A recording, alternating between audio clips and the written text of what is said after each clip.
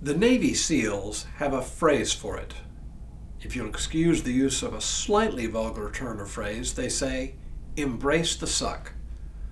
This encapsulates one of the strategies for living with the tension between life in the kingdom and life in the world.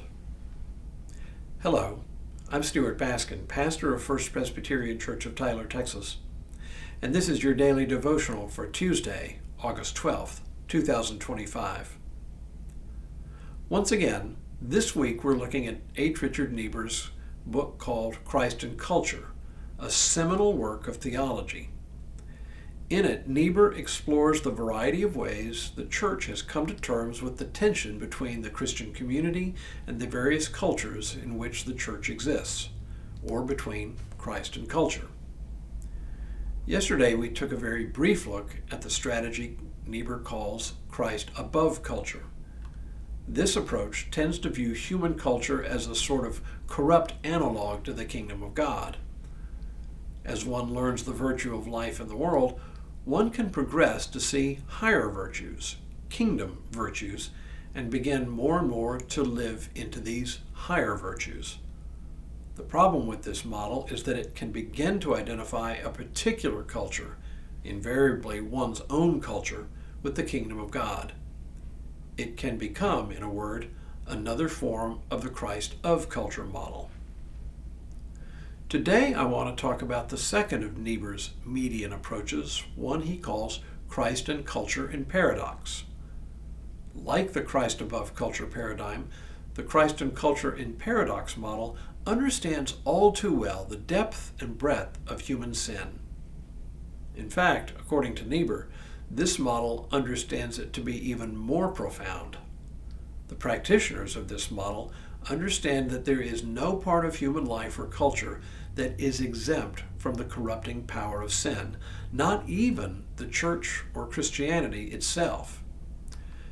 But ironically, it is the realization of the depth and breadth of sin that reveal the beginning of faith, which is the realization of the power and majesty of God's grace. No sin, no grace. But once we recognize sin, then we recognize God's grace. And here's where these folks shine. They understand that human beings do not come to the knowledge of God's grace on their own. It is only the grace of God that reveals the grace of God. Hence, faith itself begins not with the human subject, but is granted first by God. Indeed, one of the ways sin creeps into the life of faith is when Christians believe faith to be a sort of virtue on its own. Christians in this regard are no different from non-Christians who believe they do not need God. Christians can also, in effect, declare their independence from God in believing faith is something they bring to the table. As Niebuhr puts it, all human action, all culture, is infected with godlessness, which is the essence of sin. Godlessness appears as the will to live without God, to ignore Him, to be one's own source and beginning, to live without being indebted and forgiven, to be independent and secure in oneself, to be godlike in oneself. It has 1,000 forms and expresses itself in the most devious ways. It manifests itself in irreligion, in atheism and anti-theism, but also in the piety of those who consciously carry God with them wherever they go.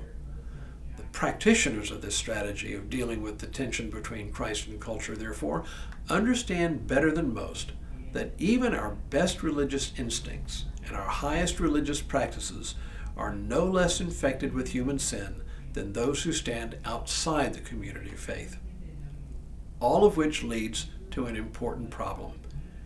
If as Christians our faith is corrupted by sin, how can we provide any reliable guidance for Christian life, let alone for life in the world? The answer is to speak in paradoxical terms. We are sinners, but sinners who have been saved by the grace of God. Saved, but sinners nevertheless. We are bound to the law, yet free from it. We are sinners, yet made righteous before God. This is the essential strength of this approach. It refuses to collapse Christian faith into one side or the other of the paradox, but lives with the tension.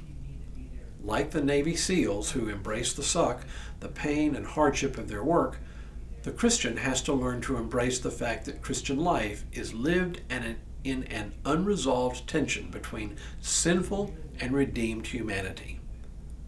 The problem with this approach is often that practitioners, in effect, shrug their shoulders, knowing they cannot resolve the Christ and culture tension, and so simply give up trying. But this approach has the great strength of reminding us in the church that we stand no less than anyone else under the judgment of God. We simply also happen to know that we also stand in judgment, forgiven and redeemed already. It is not a question of are we sinners or are we redeemed? We are always both at the same time.